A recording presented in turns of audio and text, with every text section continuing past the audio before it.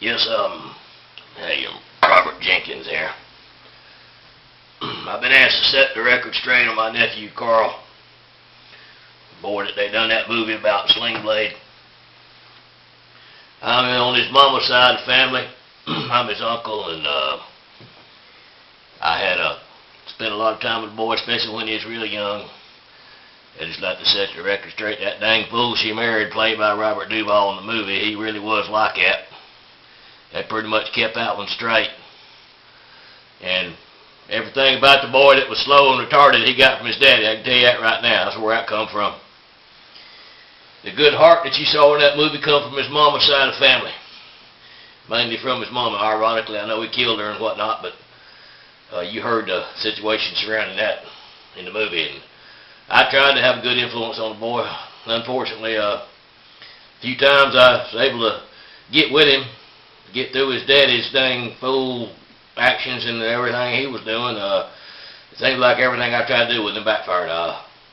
One time I had a job with an agricultural chemical company down there in southeast Alabama, and I had to run field test trials all over northeast Florida and southeast Alabama, southwest Georgia, tri-state area there, and I had him down there with me running chemicals one time.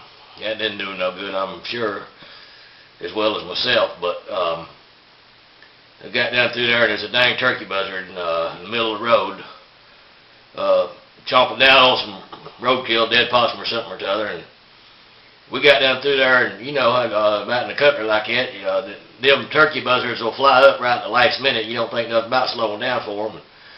That day, Essen timed his flight just a half a second too late, and the dang turkey buzzard come flying through the windshield, cracked the windshield, ended up in the back seat, sitting back there, retching up dead possum meat, twice dead possum meat, because he died on the road, and the turkey was eating him, and he had digested him and whatnot. It's nasty.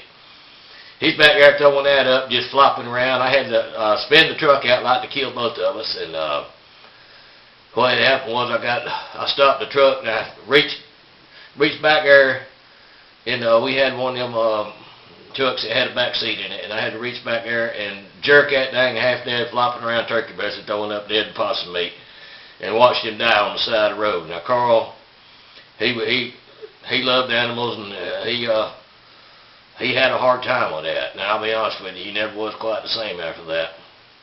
I tried to make it up to him by taking him camping up there in the North Georgia mountains, about 20 miles up above Helen, around where the upper Chattahoochee comes running out of the mountains up there, and we'd come down there through Poplar Stump Road, and what we done up there was there's a couple of places we flied kites. Now, probably if you used to talk to Carl about what was the most fun thing he done when he was a kid, it'd be flying kites with me. Now, we done that a couple of times successfully. This one time, and I was trying to make up to him what had happened with the dang turkey buzzard, and we got down through there and had a box kite that we had built together in the back of the truck. We had it tied down because it's the biggest one and the heaviest one we never had. And Carl had to go to the bathroom. The only one we had up there was at the ranger station. It had kind of like one of them pump out houses and whatnot. And I stopped up there, and Carl was so dang excited he had a string in his hand he'd been carrying the whole time hooked up to the kite in the back, and so he carried that dang string with him in there.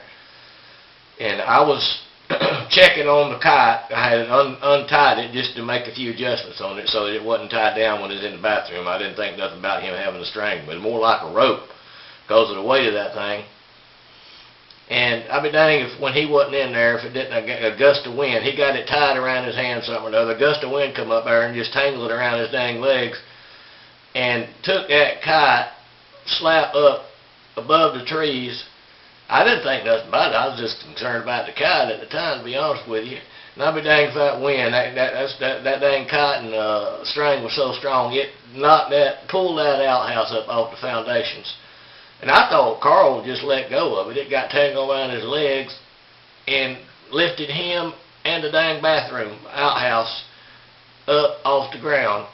I watched him sit there and go flying out over them trees into a valley. I found him 3 miles away, like to kill him. In them two incidents, I'll be honest with you, as good a heart as that boy had, it added to that retard part of him that he got from his daddy and just made him what you saw in that dang movie. I appreciate it.